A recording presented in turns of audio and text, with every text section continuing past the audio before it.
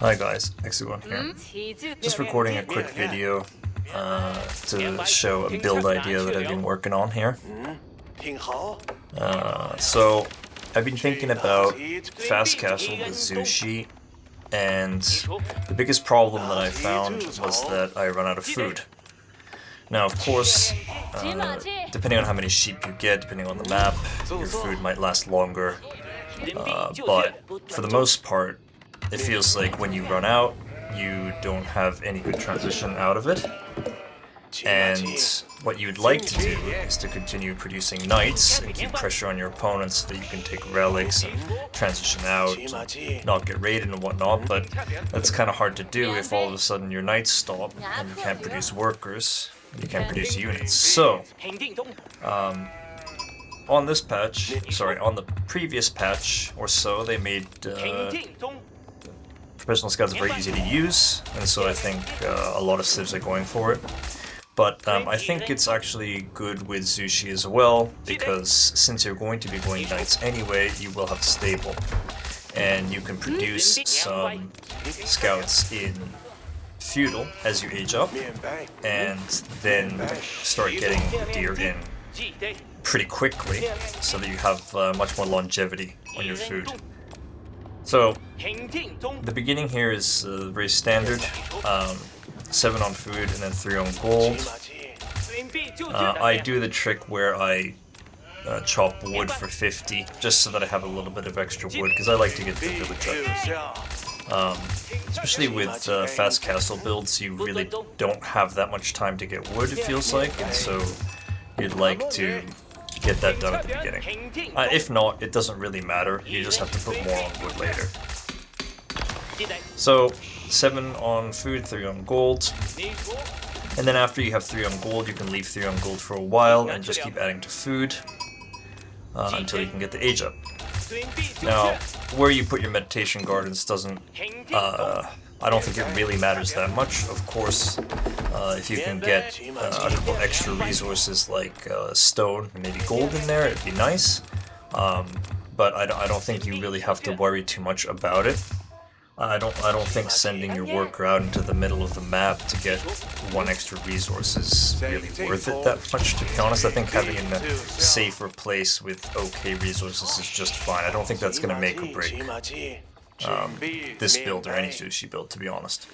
So here I build it a little late. I just build it with the worker that comes out when I'm at 9-3. This time I decided to go for the double berries in the front. Again, I don't think it really matters. But, of course, if you don't get gold, then you might want to have 1 more worker on gold.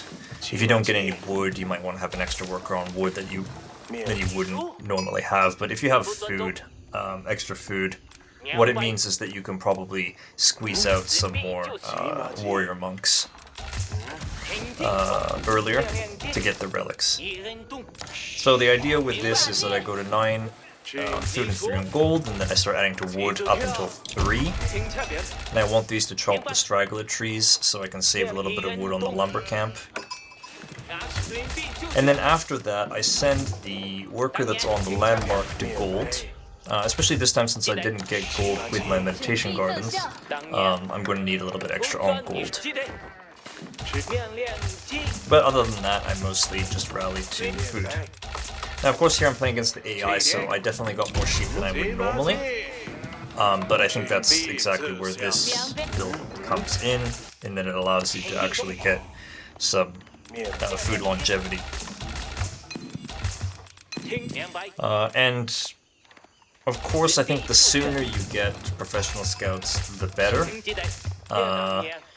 What you don't want is for your opponents to know that you're going professional scouts and then start killing deer or stalking you or killing your scouts or whatever. So the sooner you get it out, I think the better.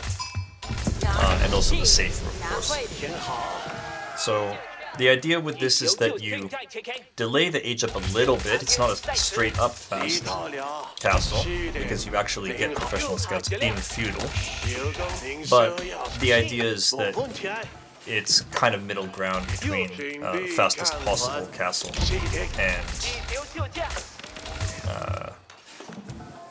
and you know, maybe a more typical, Song Dynasty 2DC type build or whatever. So here I put 6 on gold because I don't have any gold from Meditation Gardens. I think 5 or 6 is probably fine. Of course, so the first 150 wood that I get, I want to get a stable. Because I want to start slowly producing some scouts. And the next 75 wood, when possible, I want to get professional scouts. So while it looks like I have way too much gold here, I don't, because I actually want to get professional scouts in here. There you go. You can tell I don't really go for professional scouts very often because I didn't use the hotkey there. That feels bad. Yeah, and now I'm gonna start producing some scouts. I mean, I'm no expert. I don't really know how many scouts you want here. I went with, I think, 4, maybe 5. But of course, the more you make, the more delays your age up, but the more you make, the more you can get in safely and sooner. So, I mean, I think that really depends. And I think it depends what you're facing. Of course, here I'm facing an AI and I'm not facing any pressure or whatever. I mean, it's just an idea, right? But of course, you have to adapt based on what you see from your opponent and whatnot. I think against a boom civ, you can probably go a little lower on the scouts and just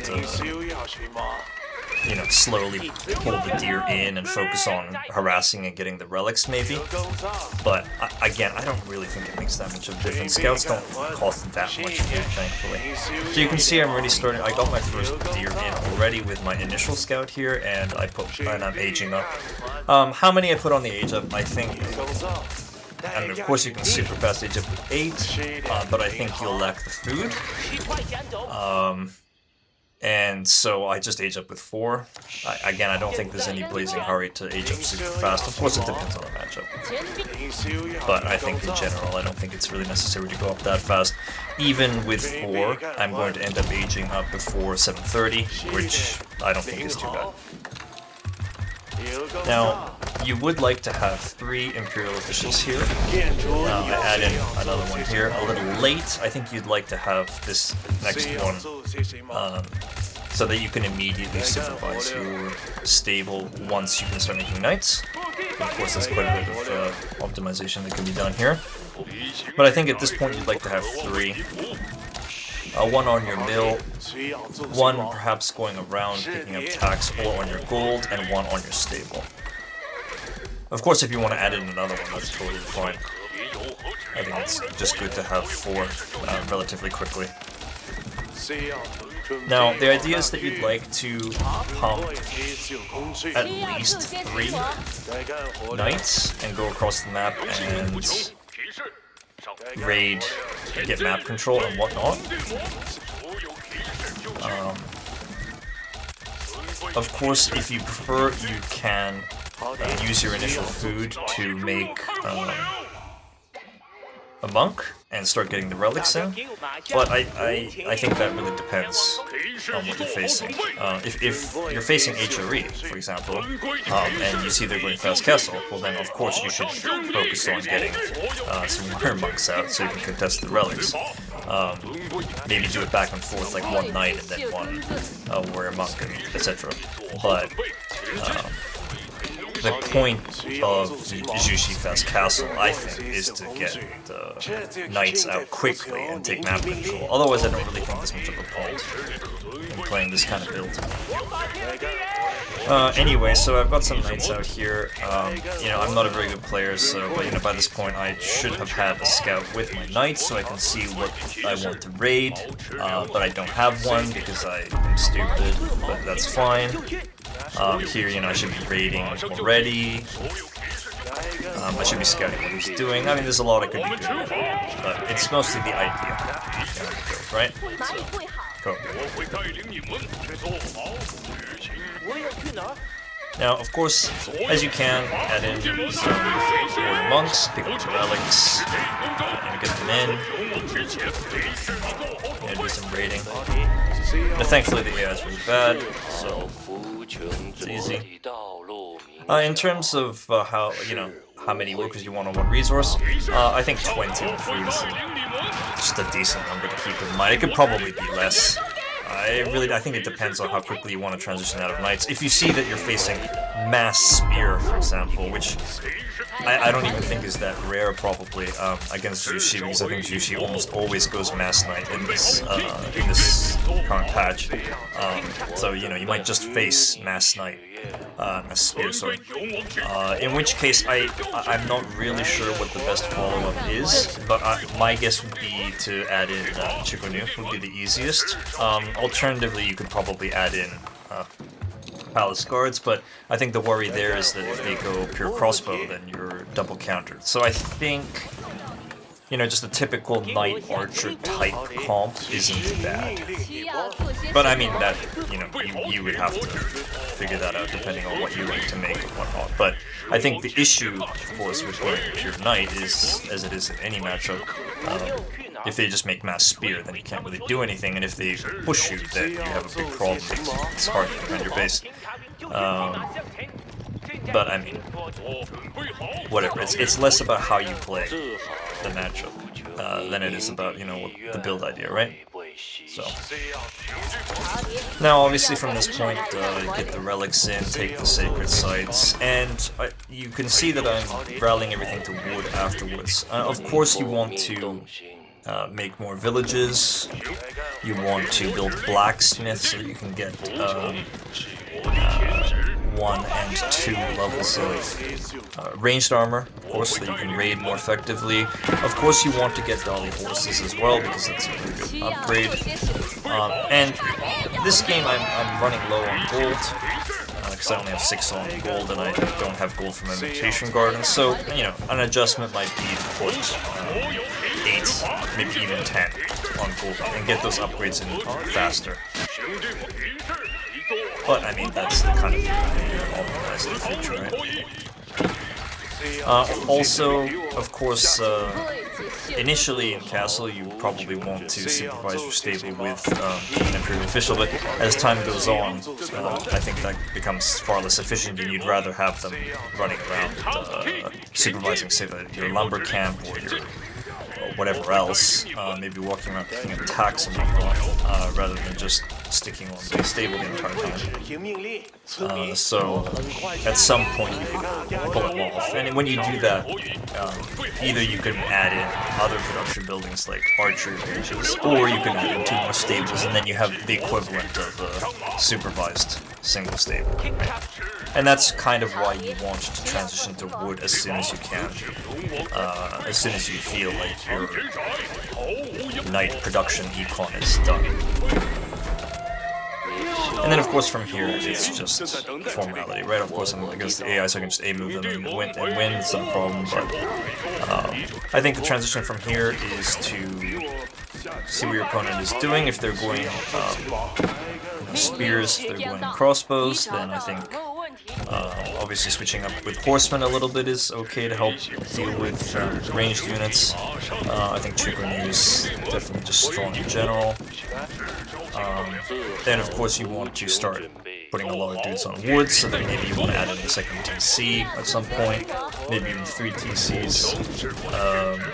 And of course, eventually, you will run out of food. This game, of course, since I'm against the AI, it doesn't stop me from taking literally all the deer on the map, so my food is going to last much longer than it would in real game. But I think, ideally, you would take your initial sheep, what you can get from freshly scout deer, and maybe your initial berries, and then hopefully after that point you can wall your base and start putting up some granaries and stuff, and that's why you want to move into wood whenever you feel like you can.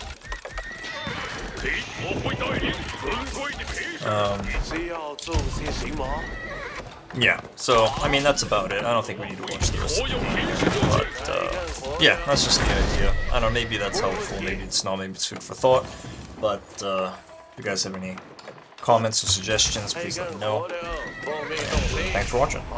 See ya.